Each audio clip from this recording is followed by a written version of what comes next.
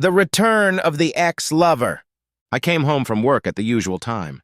My spouse for the past 6 years was ironing one of her cocktail dresses. Thinking that we had plans for the evening, I rejoiced. I loved taking my wife out on the town. She always looked very sexy when we went out, and the envious glances from the other guys never failed to excite me. She was with me, and all they had to do was watch. Her swarthy skin, she was the daughter of Mexican immigrants, and deep brown eyes never failed to turn me on, and combined with her long, flowing hair and slender, athletic body made for a stunning image. She had been a crew, rowing for the uninitiated athlete in college, and still maintained a muscular physique, although her muscles had lost a bit of their sharpness as she had recently been doing more running and aerobics than rowing. Before I could ask her about our plans for the evening, she turned the conversation in another direction.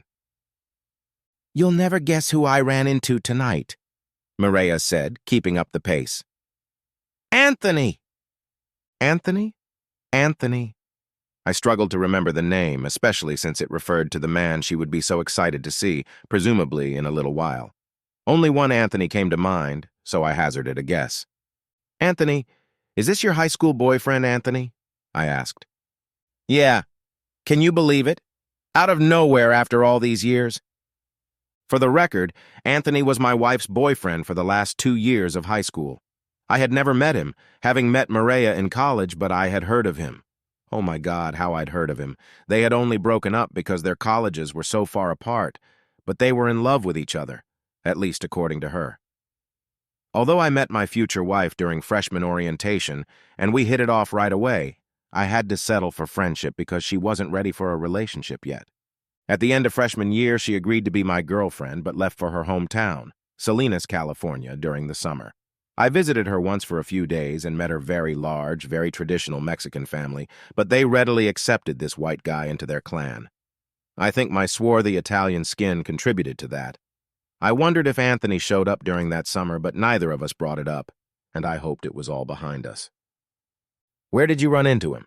I asked. "In the lobby of my office building. I was just coming back from lunch and saw him in the lobby. I was trying to figure out if it was really him when he saw me. He recognized me immediately.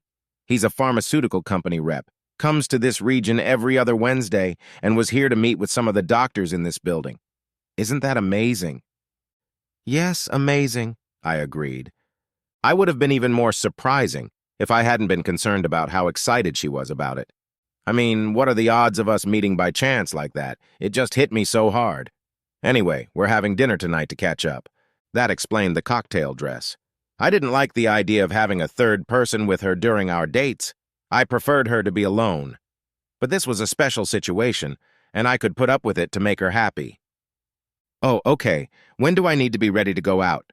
She stopped stroking. "I'm sorry, honey. I didn't mean we're all having dinner. Just him and me." I didn't like the way that sounded. "What do you mean, just you and him? Why don't you want me to attend?" He asked if I wanted to have dinner so we could catch up, and I said yes. "We'll just talk about old times, and I don't want to worry about what you think or what you have to say about what happened before I met you. I just want to be able to speak freely, and besides, you'd probably be bored the whole time. But you know I only love you, baby." "Honey, it's totally inappropriate for a married woman to be alone with another man, especially an ex-boyfriend.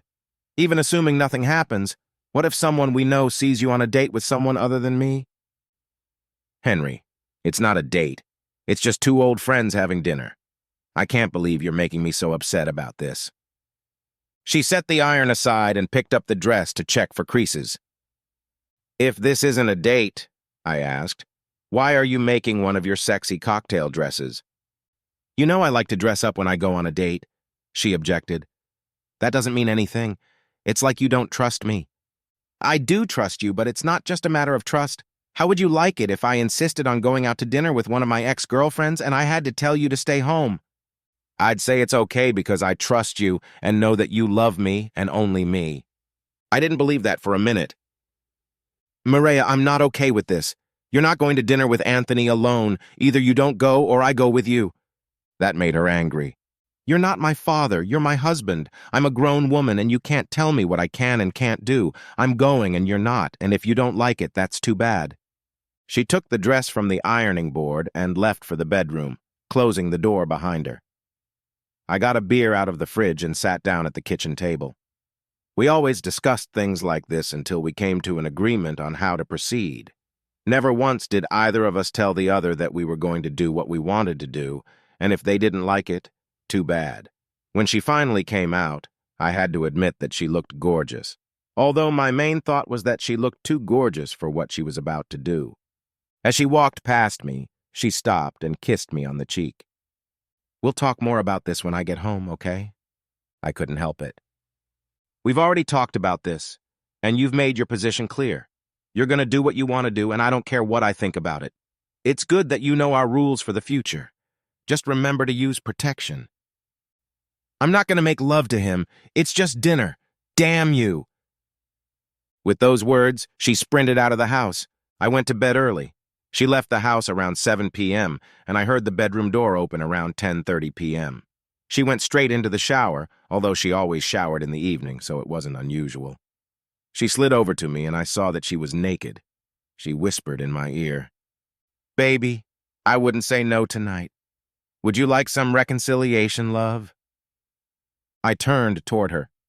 "Honestly, the idea of you getting turned on by Anthony and then coming home for some lovemaking doesn't really interest me. I just wonder who you're thinking about. Besides, I don't think we've made up yet." I rolled over onto my back. As you'd expect, it wasn't very pleasant, but her arguments didn't do her any favors. "Well, would you rather I get turned on by you and then make love to him?" She snapped at me. Without turning around, I said, "So you admit that you're turned on by being with him?" "No, that's not what I meant. I meant that no matter what happens, I'll only do it with you. I love you, damn it. And I don't understand why you can't realize that and trust me." She just didn't understand. I sat up and turned to face her. "And I can't understand why you don't understand why it bothers me. No matter who you were to him before, you're my wife now, and it seems like my feelings should carry some weight. They always have before. But now that St. Anthony is in town, I'm suddenly just an obstacle to be dealt with so you can do what you want." Her head lowered. "You're right, baby. I'm sorry. I should have been more considerate of your feelings. I was caught up in the moment, the excitement of seeing him again, and I forgot who was really important to me. Can you forgive me?" Relieved that she finally understood, I pulled her to me. "Of course I can forgive you, sweetheart." She raised her beautiful brown eyes to me. "Can we make love now?" "We can, and we did."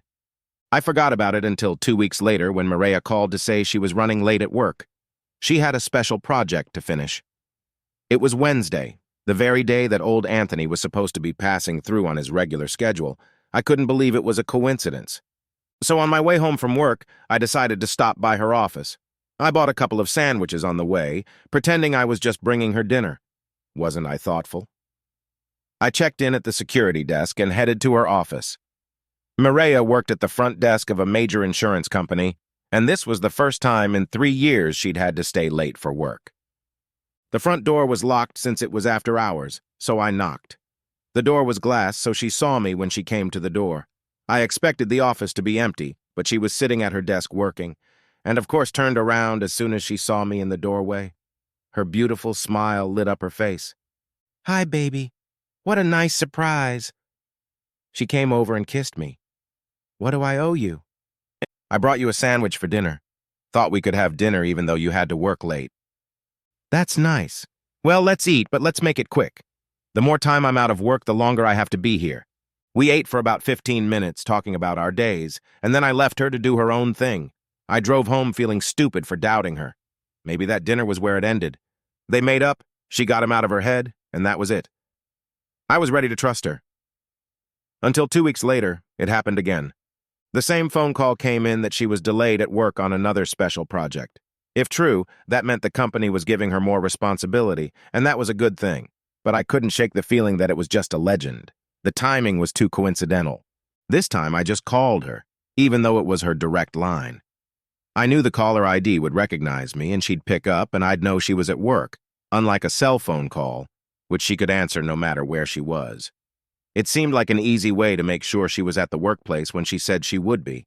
The entire office was equipped with cameras, so it was highly unlikely that she would try to do anything in the office. I called her at 5:45 and again at 6:30, and both times she picked up on the second ring without the slightest hint of anything out of the ordinary. A quick, "I love you, miss you, want to hear your voice," and that was the end of it. At this point, I settled down, confident that she was faithful and I was just being paranoid. When she came home on time the following Wednesday, when Anthony was in town, I finally accepted that it was over. 2 weeks later, Mireya called again to say she was running late for work, but it was Thursday, not Wednesday, and I relaxed. From then on, it happened every other Thursday, but I still called every time at least once to keep my head up. She always answered. Perhaps things would have continued like this if it weren't for an office party thrown by Mireya's insurance company, which took place about 4 months after this ordeal began. It was held after work on Friday in the banquet room of a nearby Mexican restaurant. They had 2 such events a year, one at Christmas and one in June, which is when this event took place. I recognized some of the faces, but didn't know the names since I saw these people so infrequently. As the evening progressed, I got to talking with some of the other attendees. Some were spouses, significant others were partners, and some were employees. The fateful conversation started with an older woman named Sheila, who introduced herself as the office manager and chief steward of extra work. "Nah, so you're the one who's putting an end to my married life," I said jokingly. She looked puzzled. "I apologize if I am, but I'm not quite sure what you mean," she said. Trying to keep it lighthearted, I mentioned the special projects that Mireya was regularly assigned, making her stay for a couple hours a couple times a month. Her expression turned serious. "I'm sorry, Henry, but I'm a little confused," Sheila said. "For the past few months, I haven't assigned your wife any extra projects. We've only had a couple already, and both of them went to other people." I know she had been working late at times over the past few months, but that was to make up for the 3-hour lunches she was taking to run errands. Well, didn't I feel stupid? I mumbled some excuse that I was confused while a huge lump formed in my stomach. I headed for the bathroom, but somehow managed to hold on to my dinner. I had taken my wife at her word. That's what trust is. And it seemed to have all gone to shit. That she was staying up late to cover a long dinner just didn't occur to me. The switch to Thursdays was explained simply enough. Anthony could have simply made a change in his itinerary. Maybe he did it because he thought I was getting suspicious since I was checking her out, or maybe it just happened. Either way, it was all clear now. All that was missing was proof. When the next, every other Thursday came, I parked my friend's car outside my wife's office building, and sure enough, just after 12 o'clock noon, I saw my wife and what I assumed to be Anthony walk out of the lobby, holding hands and head toward the parking lot. I snapped a few pictures as they walked. I was a little surprised that they were so open. Her co-workers may not have known exactly what I looked like, but I assumed they knew it wasn't me. They got into a Ford Taurus. Mireya had a Camry, so I assumed it was his car, and pulled onto the road. I ended up right behind them. The traffic was heavy enough that I could stay close without fear of being spotted, and they pulled into the Super 8 motel, circling around the back and passing the office. Apparently, he was prepared. I took the parking space next to them and took their picture. He led them behind him, opening the hotel room door. They stopped in the doorway as she gave him a long tongue kiss, and I saw his hand end up at her breast. My stomach jumped, and I noticed she was still wearing her rings. I wondered if it turned him on that she wore my rings when they made love. While waiting, I made a few calls, making an appointment with my lawyer and letting the office know I would be away for a few days. But mostly, I sat and waited. Finally, at about 2:30, the door opened. I started clicking pictures again. Mireya was still buttoning and straightening her clothes. Her hair was noticeably disheveled. I didn't need action shots to figure out what was going on there, nor did I need them. The fact that she was with him at the hotel was proof enough for me. I put my phone away and headed home. I was thankful that we hadn't started a family or bought a house. This breakup would have been pretty simple in terms of stuff. There were just our cars and some money in the bank that was easily split 50-50ths. The call came as expected. She was working late again on yet another project. I just said it was fine and I would see her around 7:30. I didn't call her in the evening, figuring there was no point, but she noticed and I had to think further. "Honey, I looked forward to your calls. You called me every time I was late at work to tell me you loved me. What's wrong? I'm sorry, babe. I was working on something in the garage, lost track of time, and before I knew it, you were on your way home. I promise not to forget again, though hopefully the late nights will be over soon. Soon, I think. If not, I'll ask for a short break and have you pass the projects on to someone else. I was determined that the next time would be my last. I did everything I could, even splitting up the finances. I paid all the bills and did the banking so she wouldn't notice anything. Even though I knew what was going to happen, I didn't pursue her any further. I had everything I needed. So when she called to say she was running late again, I was at work and not surprised. On the way home, I grabbed a bite to eat. I ate, but I didn't taste it. Then I started packing my things.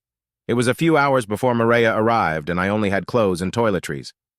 All the decor of the apartment was Maria's style, and the kitchen stuff was cheap and generic. I didn't need any of that. I called her, as I had before, to leave it one last time. By 7:25, when Maria returned, I was fully packed and ready to go, and my stuff was already loaded into the car. She was in a good mood when she walked in the door. "Hi, baby," she said. "How was your day?" She tried to kiss me, but I shivered. "Mireya, we need to talk." "Okay, sweetie. Let me put these things down." We sat at the kitchen table with so many memorable moments from our years together. She just smiled at me like we were about to discuss whether or not to buy the new couch we were considering. She had no idea what was in store for her.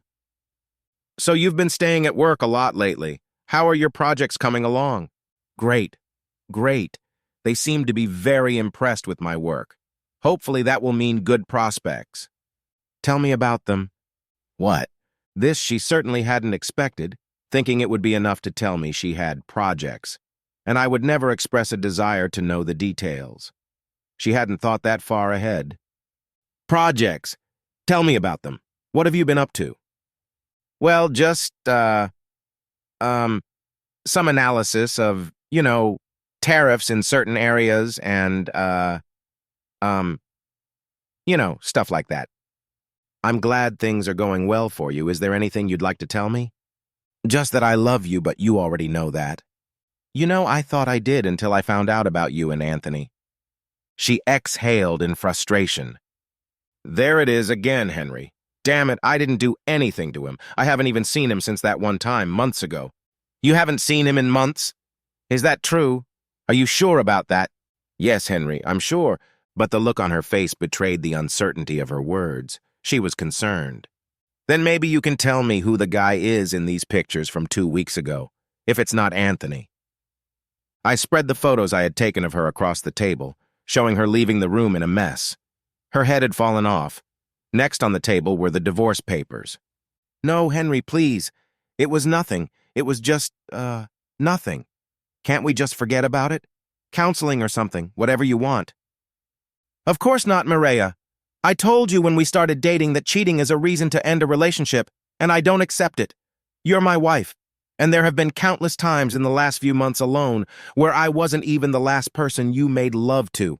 And then you lied about it, to the point where I had to show you pictures. You have shown a complete lack of respect for me and our marriage. We don't stand a chance. I thought we had a good marriage. I'm sorry that me wasn't enough for you." "Oh, Henry, please don't ever think this has anything to do with you.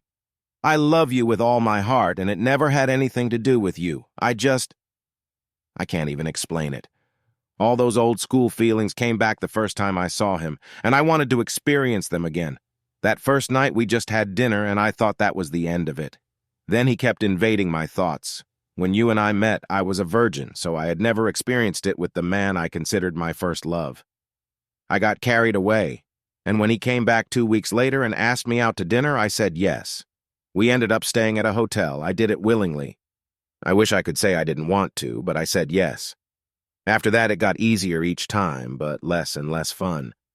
I thought about ending it, but apparently I was too late. I'm sorry, Henry. Please, I love you. Isn't there anything I can do? Anything I can do to make things right? I'm sorry too, Mireya. I really loved you. I left the apartment for the last time. 4 months later, the divorce was final. At least she respected me by not fighting back.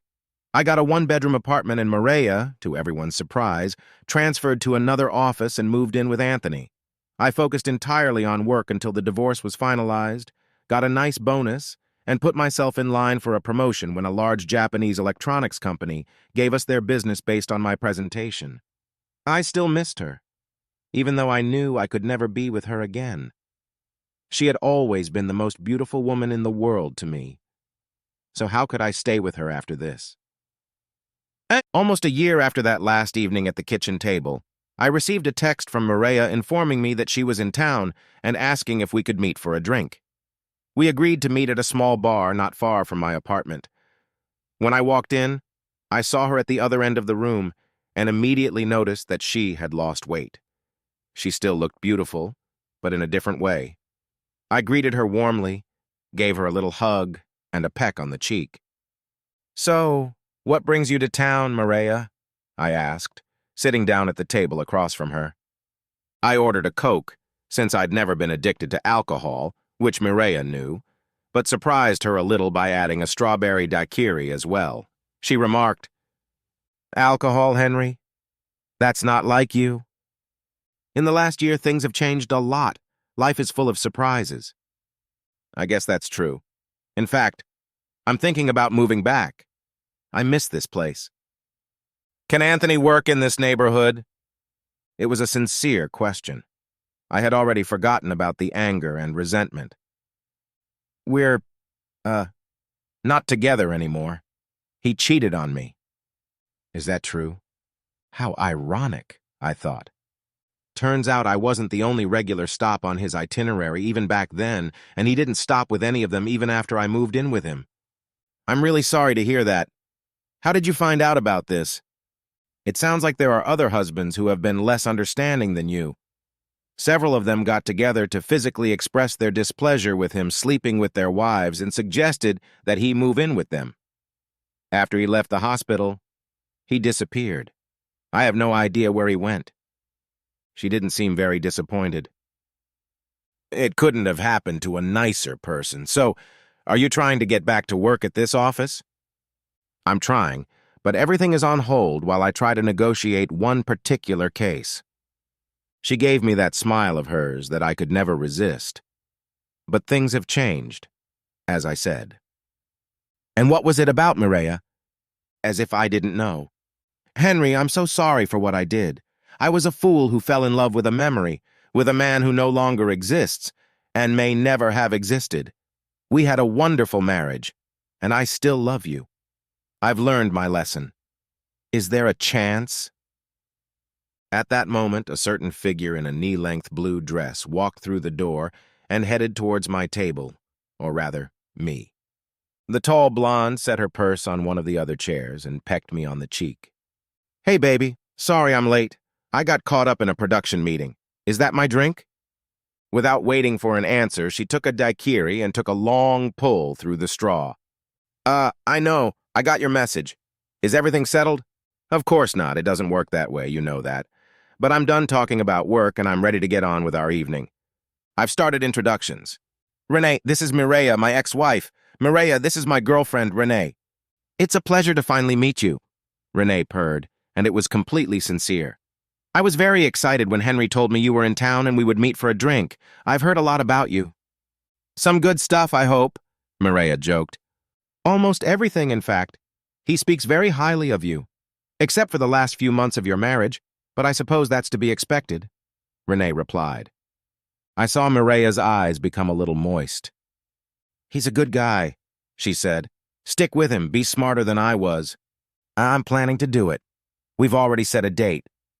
I watched silently, and with some pity as Mireya's eyes found the engagement ring on Renee's finger, and she seemed to deflate a little when I looked at her. Congratulations. That's wonderful. I'm happy for you. Renee smiled sadly. You were hoping to get him back, weren't you? I had hoped, Mireya admitted. I hoped that in the time that had passed we could try again. I didn't know you were seeing anyone, Henry, let alone engaged. I was hoping that maybe you'd take a chance on me. But I guess I don't have a chance anymore. I guess I'd better be going. I wish you wouldn't, Renee said. putting her hand on Mireya's arm. I was so looking forward to getting to know you better. Mireya was clearly puzzled. Why? Why would you want to get to know your fiancé's ex-wife? Mireya, you were a big part of his life for a long time and very important to him. You helped make him the man I fell in love with. Why wouldn't I want to get to know you, even be friends with you? That said, I would never allow you two to be alone together, but I guess that's just common sense. Yes, Mireya said ironically. As someone once told me, it's not a good idea for a person in a relationship to be alone with their ex. If only she had followed that advice when I gave it to her. The end.